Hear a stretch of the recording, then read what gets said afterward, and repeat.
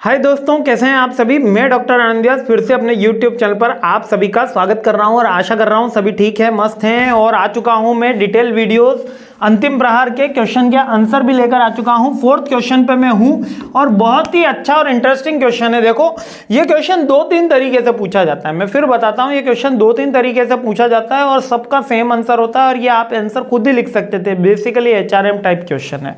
क्या क्वेश्चन कह रहा है?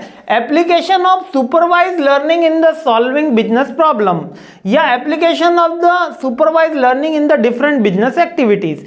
ये बोल रहा है जो सुपरवाइज लर्निंग है। अब ये सुपरवाइज लर्निंग का नाम मशीन लर्निंग भी कह सकते हो, क्योंकि मशीन लर्निंग में भी अपन एल्गोरिदम बार बार सीख जाते हैं तो उससे वो एल्गोरिदम फास्ट हो जाती है ना। तो ये एल्गोरिदम अपन सीख जाते हैं, इससे फास्ट हो जाती है। तो इसमें ये यही पूछ रहा है, application of supervise learning. Supervise learning मतलब कि जो देख के सुपरविजन से अपन जो लर्निंग आउटकम ले रहे हैं, उस लर्निंग का बिजनेस प्रॉब्लम में क्या सॉल्यूशन है। जो भी बिजनेस की एक्टिविटी है उसको इंप्रूव करने में हेल्प करेगा। जो भी बिजनेस की एक्टिविटी है उसको इंप्रूव करने के अंदर सुपरवाइज लर्निंग हेल्प करेगा। अपन कुछ चीज देखते हैं, सीखते हैं तो हेल्प होती है। तो वो बिजनेस में प्रॉब्लम्स में, बिजनेस की फर्स्ट प्रॉब्लम क्या होती है? प्राइसिंग। कि आपको प्राइसिंग क्या रखनी है, थोड़ा सा लार्ज कर देते हैं। प्राइसिंग क्या रखनी है? Companies can mine their historical pricing data. Price रखने के देखो 3 ही तरीके होते हैं। एक तो competitor price, profit plus price, और तीसरा बिडिंग। या कंपनीज अब क्या करती है कि हिस्टोरिकल डेटा पे डिपेंड होती है। पिछले 5 साल से हमारी ये प्राइस चल रही थी, अब कॉस्ट 10% बढ़ी है तो हम 10% प्राइस बढ़ा देते हैं ताकि हमारा प्रॉफिट मार्जिन बढ़ा रहे। या अब मार्केट में ट्रेंड बदला है तो हम प्राइस बढ़ा देते हैं। तो ये जो लर्निंग बेस्ड होता है, सुपरवाइज लर्निंग बेस्ड, या अपन इसको मशीन लर्निंग ही नाम दे देते हैं क्योंकि अपना सब्जेक्ट भी मशीन लर्निंग ही चल रहा है। मशीन लर्निंग के थ्रू प्राइसिंग कैसे करी जाती है? मशीन लर्निंग के थ्रू प्राइसिंग करने के लिए हम जो हिस्टोरिकल डेटा होते हैं, एल्गोरिदम से जो चल रहा होता है, उस पर सॉल्यूशन करते हैं। जैसे कि 1990 में अगर 2000 रुपीज प्राइस थी, 2000 में 2200 प्राइस हुई और 2010 में 2420 प्राइस हो गई। तो अब आप कोई मेरे को बता सकता है 2020 में प्राइस क्या होगी? ये ईयर है। देखो कितना परसेंट का ग्रोथ हुआ है।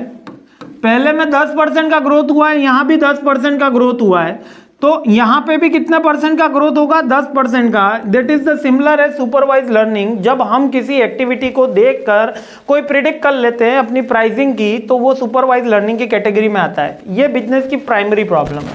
Customer relationship management. Customer relationship management में आपने देखा होगा FAQ बनाए जाते हैं। FAQ हर वेबसाइट में लिखा हुआ होता है। मशीन लर्निंग का एग्जांपल लें, फ्रीक्वेंटली आस्क्ड क्वेश्चन। बार बार जो क्वेश्चन कंपनी से पूछे जाते हैं कि कंपनी का, जैसे कि फ्लिपकार्ट से आपने क्या क्या क्वेश्चन पूछ सकते हो? रिफंड कब आएगा? पेमेंट डिडक्ट हो गया? मेरा प्रोडक्ट कहाँ तक पहुँचा? नया ऑफर कहाँ से मिलेगा? मैं सुपर कॉइन का इस्तेमाल कैसे कर सकूंगा? डेबिट कार्ड से पेमेंट का इशू है, क्रेडिट कार्ड से और कोई ऐप सपोर्ट कर रहे हो? फिर फ्लिपकार्ट पे लेटर ऑप्शन क्या है? ऐसे 20-25 की लिस्ट बना दी इन्होंने और इसको FAQ में कर दिया। अब इसी का बेस्ड इन्होंने क्या करा? कस्टमर रिलेशनशिप मैनेजमेंट करा। इससे सेल्स की परफॉर्मेंस बढ़ी। इसका जो आपका ग्रेवियंस सॉल्विंग मेथड था वो बड़ा कि अगर कोई बंदा ये क्वेश्चन पूछेगा तो उसका एक स्टैंडर्ड आउटकम है, स्टैंडर्ड रिजल्ट है, तो उसका कस्टमर रिलेशनशिप, यानी कि कस्टमर की जो भी ग्रेवियंस होंगे या कस्टमर की जो भी थिंग्स होंगी वो ऑटोमेशन पे आ जाती है। इससे ये मशीन लर्निंग के सेल्स परफॉर्मेंस में भी ऑटोमेशन पे आ जाती है। 10 का कॉइन डाला तो बॉटल निकल कर आएगी, कॉइन डाला तो वेट निकल कर आएगा। तो ये क्या है? CRM ही तो है, इसमें इतना परेशान। अब सेल्स एंड मार्केटिंग में भी हेल्प करेगा।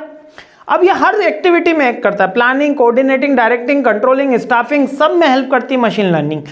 अब मशीन लर्निंग इतने फिक्स्ड हो गए आर्टिफिशियल इंटेलिजेंस से, ये तक बता देते हैं कि ये बंदा का जो स्ट्रक्चर चल रहा है, बॉडी स्ट्रक्चर है, फिजिकली फिट इतना है, ये आपकी कंपनी में इतने आवर्स एक्टिवली वर्क कर लेगा, इसको ये डिसीज नहीं है, ये इतने टाइम तक आपकी कंपनी में सर्वाइव करेगा और इसमें ये मेरिट है, ये डिमेरिट है। This are the chat GPT ने ये भी संभव कर दिया, मतलब एडवांस लेवल पे चल रही है। ठीक है। Sales and marketing is the online drive sale first application of the field, ये भी उसकी है। और लाइफ टाइम वैल्यू भी हमको बताता है। अब लाइफ टाइम वैल्यू क्या होती है? कोई कस्टमर की लाइफ टाइम वैल्यू होती है, यानी कि कस्टमर पूरे जीवन भर में कंपनी को कितनी सेल्स देगा यानी कि कितनी अर्निंग देगा, ये कस्टमर की लाइफ टाइम वैल्यू कहलाती है।